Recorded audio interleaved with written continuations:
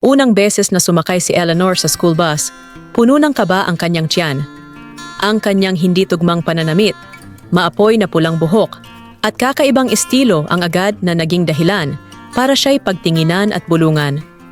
Inisa-isa niya ang mga mukha ng mga estudyanteng tila walang pakialam hanggang sa tumigil siya sa tabi ng isang batang lalaki na may maitim na buhok at kayumangging mga mata. Hindi ito nagsalita. Ngunit sa isang bahagyang tango, inalis niya ang kanyang backpack at tahimik na inalok siya ng upuan. Dito nagsimula ang pagkakilala ni Eleanor at Park. Si Park ay tahimik na bata, nakasuot ng headphones habang nakikinig ng musika at nagbabasa ng mga comic book. Hindi siya masalita, ngunit mapanuri. Napansin niya ang pamumula ng mukha ni Eleanor dahil sa hiya at ang tila pag-urong nito sa kanyang sarili. Hindi niya kinausap si Eleanor noong araw na iyon o kahit sa susunod, ngunit sa paglipas ng panahon may nagbago. Ang mga mata ni Eleanor ay unti-unting tumitingin sa mga pahina ng mga comic book na hawak ni Park, at si Park, na napansin ang kanyang interes, ay nagsimulang bumagal sa pagbabasa. Pinapatagal niya ang bawat pahina upang mabigyan si Eleanor ng pagkakataong sumabay. Isang araw, naglakas loob si Park. Walang salita, inabot niya kay Eleanor ang isang comics.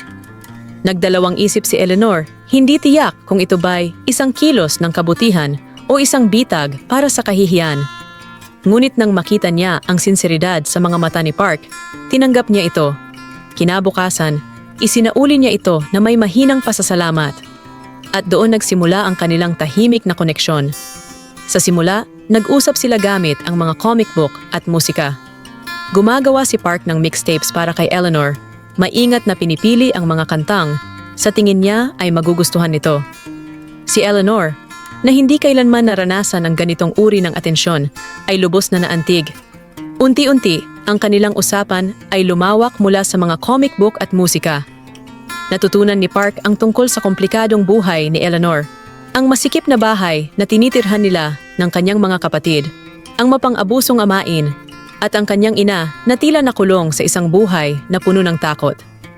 Ang buhay ni Eleanor ay isang matinding kaibahan sa buhay ni Park. Ang mga magulang ni Park, bagaman minsan ay mahigpit, ay nagmamahalan ng malalim. Ang kanyang ina, isang imigrante mula sa Korea, ay may sariling beauty salon, habang ang kanyang ama, isang veteranong Irish-American, ay isang matatag ngunit mabait na presensya sa kanilang tahanan.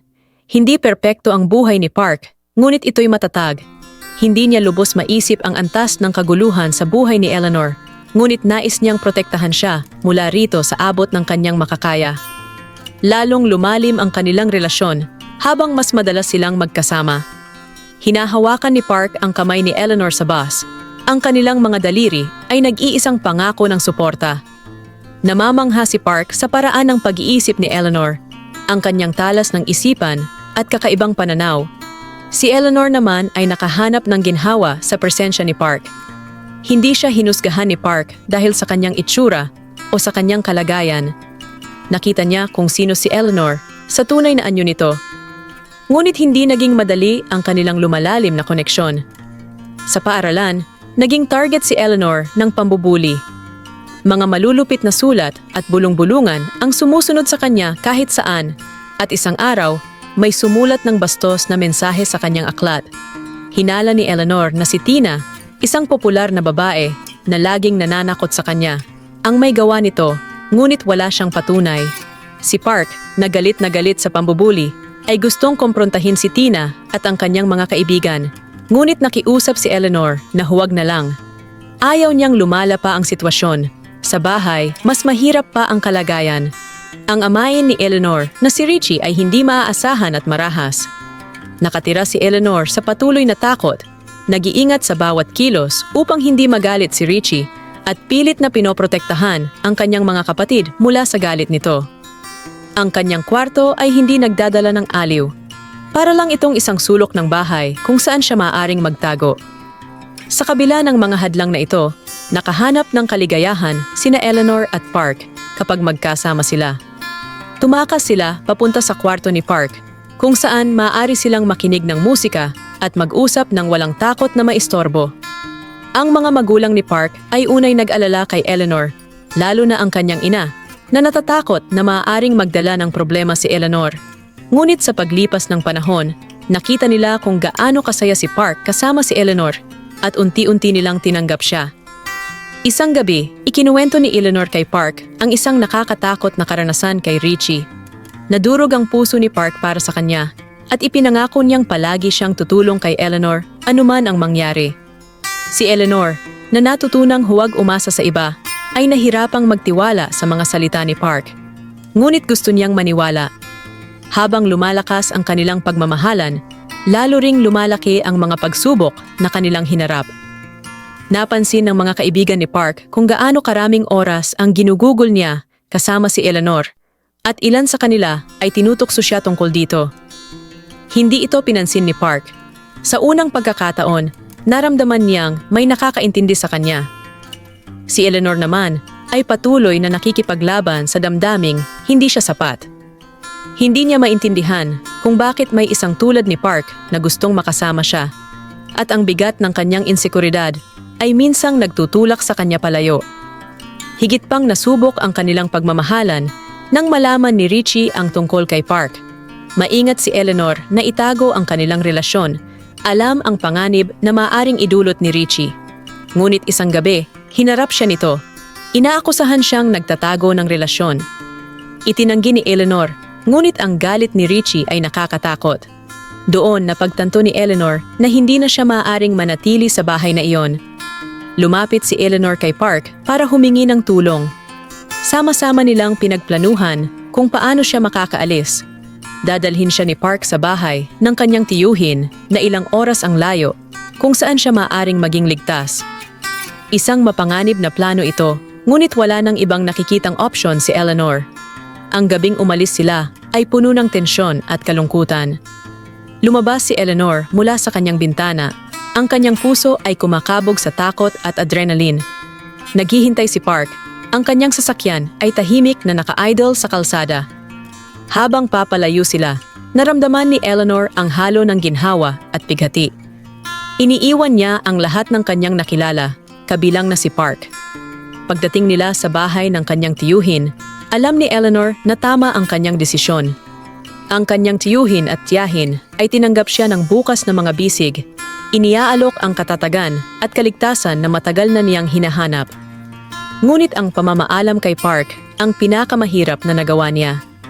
Mahigpit nilang niyakap ang isa't isa habang dumadaloy ang mga luha sa kanilang mga mukha at nangako ng patuloy na komunikasyon. Sa mga sumunod na linggo, nagpalitan ng mga liham sina Eleanor at Park. Ibinuhos ni Park ang kanyang damdamin sa bawat salita, sinasabing kung gaano niya namimiss si Eleanor at kung gaano niya ito kamahal. Si Eleanor, bagaman nagpapasalamat sa mga liham ni Park, ay unti-unting nahirapang tumugon. Sinusubukan niyang buuin muli ang kanyang buhay at bawat liham ay nagpapaalala sa kanya ng iniwan niya. Sa kalaunan, tumigil ang mga liham. Hindi dahil tumigil na silang magmahalan, simpleng hinila sila ng buhay sa magkaibang direksyon. Ngunit nanatili ang epekto ng kanilang relasyon. Natutunan ni Eleanor na may nakakakita ng kanyang halaga, na may nagpakita sa kanya na karapat-dapat siya sa higit pa sa buhay na kanyang nakasanayan. At natutunan ni Park na ang pagmamahal ay maaaring maging maganda at masakit. Pagkalipas ng ilang taon, nagpatuloy sa magkaibang landas sina Eleanor at Park. Nagtataka si Park kung nasaan si Eleanor at kung ano na ang kalagayan nito. Bagamat hindi sila nagkaroon ng pagkakataon na muling mag-usap, ang mga alaala nila sa isa't isa ay nanatili sa kanilang puso. Para kay Eleanor, ang pagmamahalan nila ni Park ay nagsilbing liwanag sa gitna ng kadiliman. Ito ang nagturo sa kanya na hindi siya nag-iisa at mayroong mga tao sa mundo na handang magmahal sa kanya kahit gaano pa kabigat ang kanyang dinadala. Ang pag-ibig ni Park ang nagbigay sa kanya ng lakas ng loob upang itaguyod ang sarili at magsimulang muli. Samantalang si Park ay natutong maging matapang dahil kay Eleanor. Natutunan niyang harapin ang mga bagay na mahalaga sa kanya at ipaglaban ang mga ito, gaano man kahirap. Naging inspirasyon niya si Eleanor upang maging mas mabuting tao. isang tao na handang magmahal ng buo at walang takot. Ang kanilang kwento ay hindi nagwakas sa paraang inaasahan nila, ngunit iniwan nila ang isa't isa na mas malakas at mas matatag. Kahit malayo ang kanilang mga landas, ang pag-ibig na namagitan sa kanila ay naging pundasyon ng kanilang pag-unlad at ng kanilang pananaw sa mundo. Sa huli, si Eleanor at Park ay naging bahagi ng isa't isa, isang bahagi na mananatili magpakailanman sa kanilang puso.